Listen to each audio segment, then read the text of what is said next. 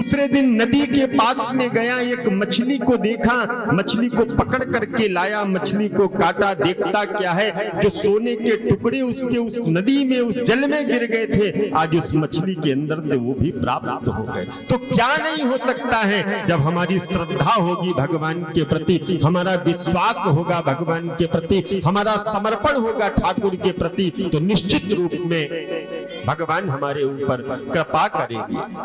क्योंकि हमारे साथ जब परमात्मा रहेगा तो निश्चित रूप से हमारे जीवन का भी आनंद होगा। हमारे हाथ श्री रघुनाथ तो किस बात की चिंता, हमारे साथ श्री रघुनाथ तो किस बात की चिंता।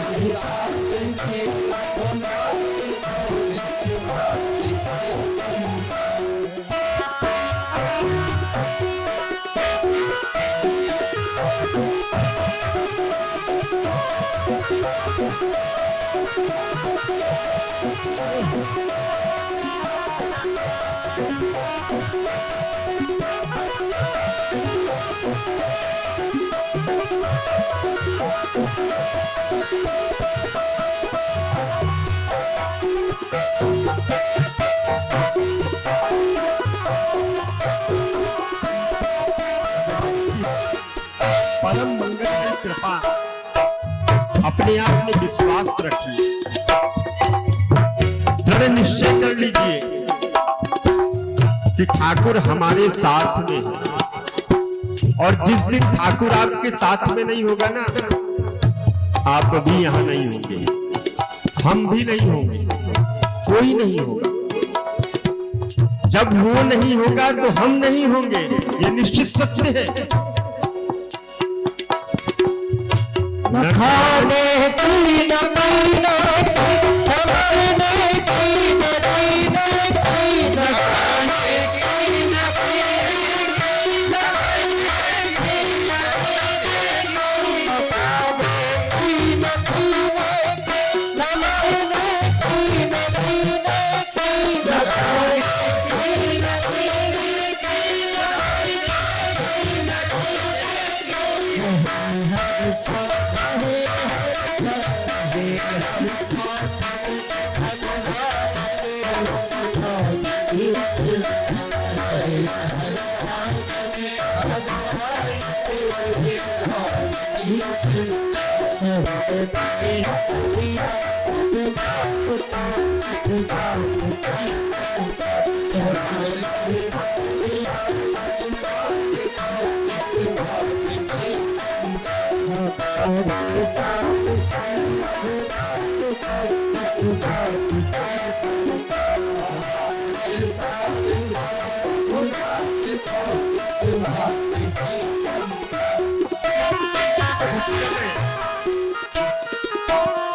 लंका का राजा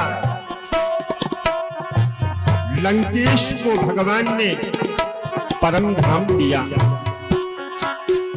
विभीषण उससे पहले भगवान की शरण में चले गए थे। जो भगवान की शरण में चला गया, भगवान निश्चित किसी न किसी रूप में उसको वो अधिकार दे ही देते हैं जिस अधिकार के योग्य वह व्यक्ति होता। अभी तक न खाने की चिंता, न पीने की, न सोने की, न जगने की कोई भी चिंताएं हम नहीं करते। जब माँ के गर्भ में थे तब में उसने हमारा पेट भरा, मुख में दांत नहीं थे तब भी उसने हमारे पेट की व्यवस्था की, दांत टूट गए तब भी व्यवस्था कर रहा है। उसके आश्रय रहेंगे, उसके भरोसे रहेंगे तो निश्चित रूप से वो हमारी हर परिस्थिति में व्यवस्थाएं जरूर करता रहेगा। हमेशा उसका होना चाहिए।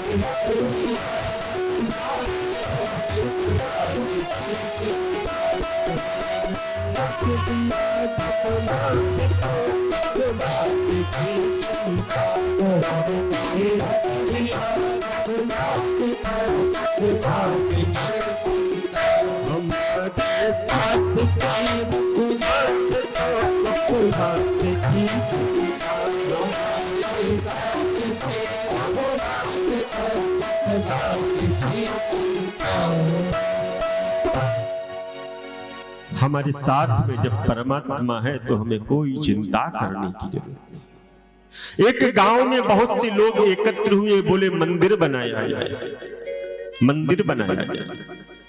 ठीक है जी, मंदिर बनने की तैयारियां होने लगी, जगह भी निर्धारित कर दी, कौन सी जगह चाहिए, जगह भी फाइनल हो गई। कुछ लोगों ने कहा कि भाई राम जी का मंदिर बनाओ। राम जी के मंदिर को बनाया गया। राम जी को मानने वाले जितने लोग थे वो आने लगे, कृष्ण को मानने वाले नहीं आ रहे। भोलेनाथ को मानने वाले नहीं आ रहे, केवल राम जी को मानने वाले आने लगे। लोगों ने कहा भाई आमदनी नहीं हो रही है, क्योंकि विचार लोगों के ऐसे हैं ना, क्या करोगे, अपने आप को सुधारो।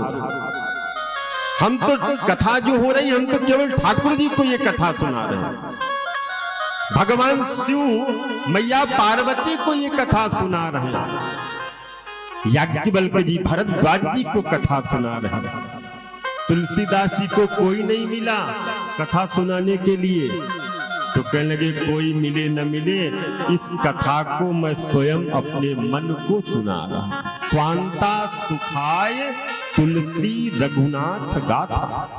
स्वांता सुख, इस कथा को गाने में मुझे बड़ा सुख मिल रहा है।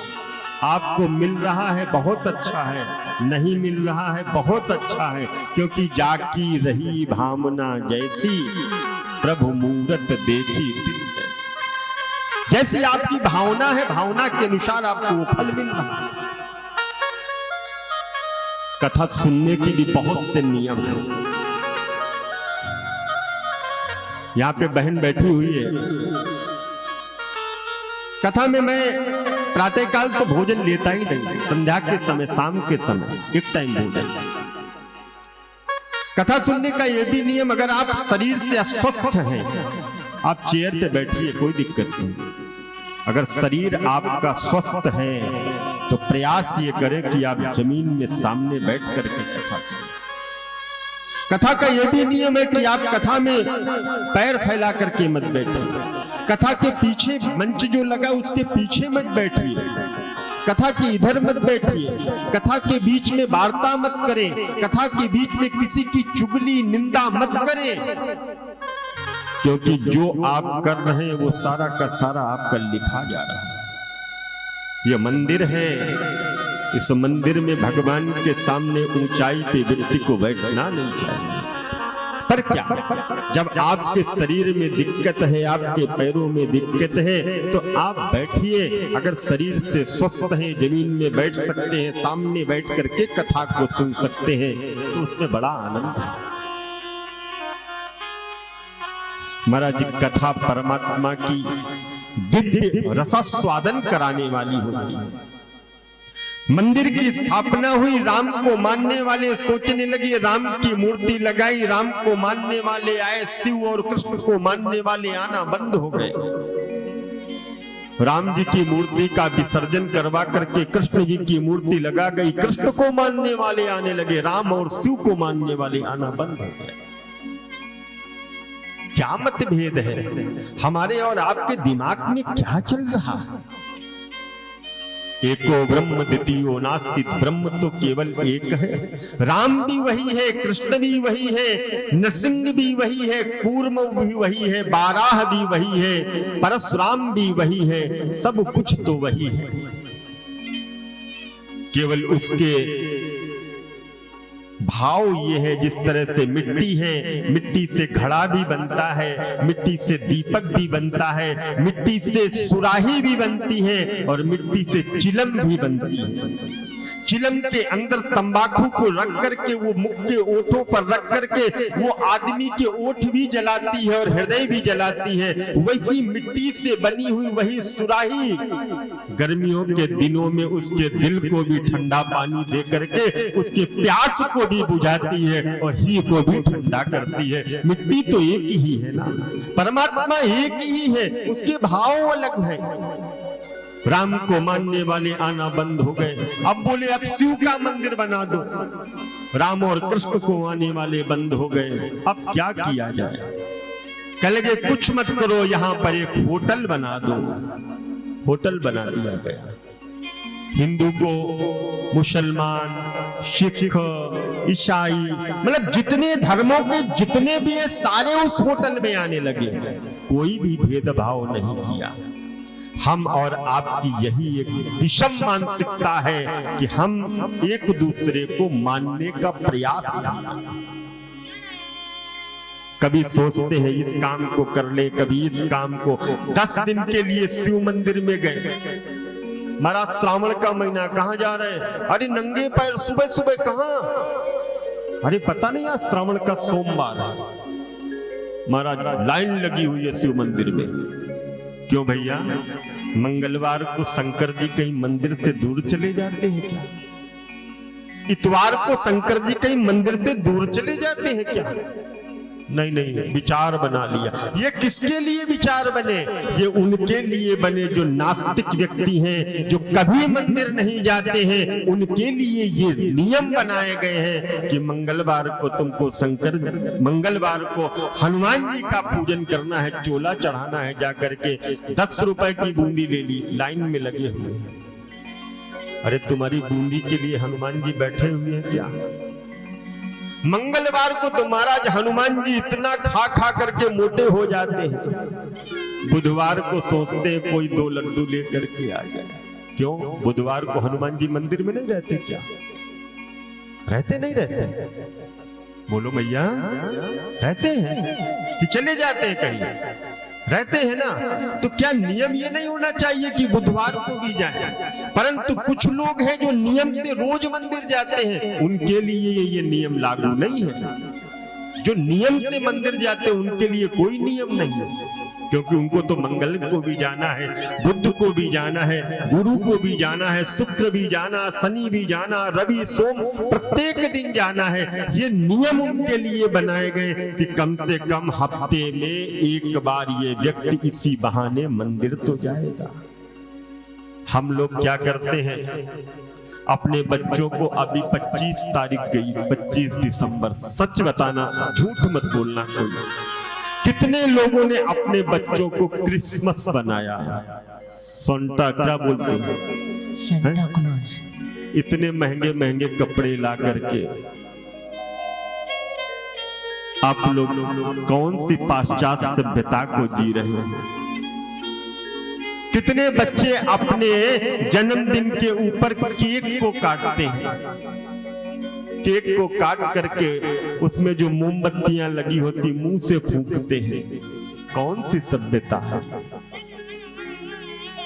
हम लोग जा रहे हैं पाश्चात्य सभ्यता। और देखिए कितनी अच्छी बात है कि भारत से जो बाहर रहने वाले अंग्रेज हैं, जो पाश्चात्य सभ्यता को अपना रहे हैं, वो वृंदावन में आकर के आज भी राधे राधे गाते हुए डोला करते हैं। सीखो उनसे, वो डोलते हैं गाते हुए, राधे राधे कहते हुए, और हम भारत के होकर के आज वृंदावन जाने के लिए भी तरसते हैं। जाएंगे तो कैसे, बोले पिकनिक करने के लिए जा रहे हैं।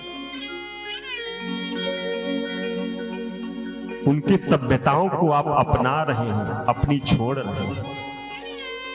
माताएं पहले बच्चे को जब जन्मदिन होता था ना, तो बिठाल करके उसको टीका लगाती थी, दूध पिलाती थी। अब कहीं है, अब दूध तो बच्चा पीता नहीं, कहते दोस्तों को बुलाता है, वहां पे आ जाना उस होटल में बुलाता है, पार्टी है, कोई पूजन नहीं, कोई भजन नहीं, कोई अनुष्ठान नहीं, कोई हवन नहीं, कुछ नहीं करना। मैं ये इसलिए कह रहा हूं कि आज मेरा भी जन्मदिन है। पौष मास की अष्टमी तिथि को कानपुर के अंतर्गत बिठूर, जो भी मां गंगा का पावन तट है, उस तट पर मेरी मां कल्याणी देवी द्विवेदी के यहाँ पर मैं प्रथम पुत्र के रूप में जन्म लिया। अभी 2 वर्ष पूर्व मेरी मां इस जीवन के, इस पंचभौतिक शरीर का परित्याग करके परमात्मा के उस दिव्य धाम को गई। मन में वेदना होती है, परंतु अकाट्य सत्य है, इसको कोई काट नहीं सकता। जिस मां ने जन्म दिया हो, उस मां को साथ में लेकर के तीर्थराज प्रयाग की पावन भूमि पर 1 महीने तक बिठाल करके उनको भागवत जी की कथा, राम जी की कथा मैंने स्वयं सुनाई। और मेरे साथ में एक नहीं, 45-46 लोगों का एक पूरा परिवार था। और इसी ब्रह्मावर्त सनातन धर्म वैदिक अनुष्ठान संस्थान का वहां पर मैंने कैंप लगाया।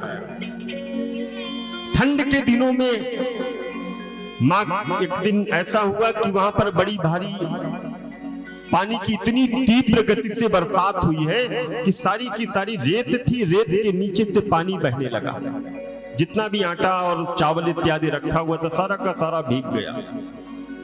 माता जी ने कहा कि क्या बनेगा सुबह? मैंने कहा ठाकुर भेज देगा कहीं। और सुबह ऐसा हुआ कि 2 लोग आए, इतना सामान लेकर के आए और आकर के रख करके उस आश्रम में चले गए। मेरा जो छोटा सा आश्रम था उसमें रख करके चले गए और कहने लगे महाराज जी और जरूरत हो तो मुझे बता देना। मैंने कहा देखो ठाकुर ने उसको भेज दिया। बहुत बड़े बड़े संतों के वहां पर टेंट लगे हुए थे, सारे के सारे टेंट धराशायी हो गए, सब बिल्कुल पानी में एकदम बर्बाद हो गया था। 2011 और 12 की बात है। तो ऐसी मां के उस गोद में जब मैं खेला, और आज उन्हीं की कृपा है कि मैं आप लोगों के सामने बैठा हूं, तो उन्हीं मां की प्रेरणा है, उन्हीं मां का आशीर्वाद है। और उन्हीं मां के कोई ऐसे सदकर्म भी होंगे जो भगवत प्रेरणा की ओर उन्होंने मुझे भेजा, ठाकुर की ओर। फिर जीवन में संत की प्राप्ति हुई। जगत गुरु रामानंदाचार्य पूज्यपाद गुरुदेव भगवान जगत गुरु रामानंदाचार्य स्वामी श्री रामभद्राचार्य जी महाराज, जिनकी पावन दीक्षा के माध्यम से इस दास के जीवन में परिवर्तन, इतना परिवर्तन आया कि उस परिवर्तन को मैं आप लोगों के सामने बता नहीं सकता। वो वाणी नहीं है, वो जिह्वा नहीं है जिसमें गुरु के उस आशीर्वाद, उस प्रेम को आप सभी के सामने वर्णन कर सकूं, बता सकूं। तो कहने का भाव केवल ये मैं स्वतः अपना अनुभव बता रहा हूं कि जब आपका मन, आपका प्रेम परमात्मा की ओर जुड़ाव होगा तो निश्चित रूप से आपके जीवन में परिवर्तन आएगा। बदलने की जरूरत नहीं है कि शिव को बदलना है, विष्णु को बदलना है, कृष्ण को, कुछ नहीं, सभी एक है। हम और आप अनेक दिखाई दे रहे हैं पर हैं सभी एक। स्वरूप अलग अलग है, रंग अलग अलग है, कोई काला है, कोई गोरा है, कोई छोटा है, कोई मोटा है, कोई बड़ा है, कोई लंबा है, परंतु इसके अंदर जो तत्व है वो एक ही है, वो ईश्वर का तत्व है। हम में राम, तुम में राम, सब में राम समाया, कर लो प्रेम जगत में कोई नहीं पराया। आज राम कथा सुनने के बाद में दो भाई आपस में बैठे हुए हैं, एक भाई इधर बैठा हुआ, दूसरा भाई इधर बैठा हुआ। छोटा भाई अपने बड़े भाई को देखता है, बड़ा भाई छोटे भाई को देखता है, और दूसरे दिन की कथा में न छोटा भाई दिखाई पड़ा न बड़ा भाई दिखाई पड़ा। तीसरे दिन जब आए तो संत ने पूछा, क्यों भैया, कल की कथा में ना आप दिखाई पड़े ना आप दिखाई पड़े, दोनों कहां चले गए? बोले महाराज जी, कल मुझे बड़ी विजय प्राप्त हुई है। जो छोटा भाई था वो रोने लगा, महाराज जी कल मैं हार गया। बड़ा भाई आज हंस रहा है। महाराज जी ने कहा, तुम दोनों सगे भाई हो? बोले हाँ सगे भाई हैं। दोनों राम कथा सुनने आते? बोले हाँ दोनों राम कथा सुनने के लिए आते हैं। बड़ा भाई हंस रहा है और छोटे भाई की आंखों में आंसू। तुम दोनों कथा सुनने आते हो, क्या तुमको कोई निधि मिल गई? तुम्हारी कोई निधि चली गई? छोटा भाई कहता है, हाँ मेरे पास में जो निधि थी, जो माँ बाप ने मुझे दी थी, वो मैं हार गया। कैसे? बड़ा भाई जो मेरा हंस रहा है ना, आप इसी से पूछो। बड़ा भाई गया, कहने लगा, सरकार मेरा एक केस चल रहा था, मैं उस केस को जीत गया। अच्छा कौन सा केस चल रहा था? बोले छोटे भाई के साथ में प्रॉपर्टी को लेकर के केस चल रहा था, उस केस में मैं जीत गया। सुनने के लिए तुम राम कथा बैठे हो, और राम कथा सुनने के बाद भी अगर तुम्हारे अंदर परिवर्तन नहीं आया तो तुमको राम कथा में आने की आवश्यकता नहीं है। मत आइए राम कथा में। ऐसी राम कथा आपको बुला नहीं रही कि आप आइए सुनने के लिए। राम कथा सुनने का अधिकार तो उसको है कि राज सत्ता रखी हुई है। भरत जी खड़े हुए हैं, राम जी खड़े हुए हैं। भरत जी कहते ये अयोध्या की सत्ता मुझे नहीं चाहिए, राम जी कहते मुझे भी सत्ता नहीं चाहिए। हे राम कथा के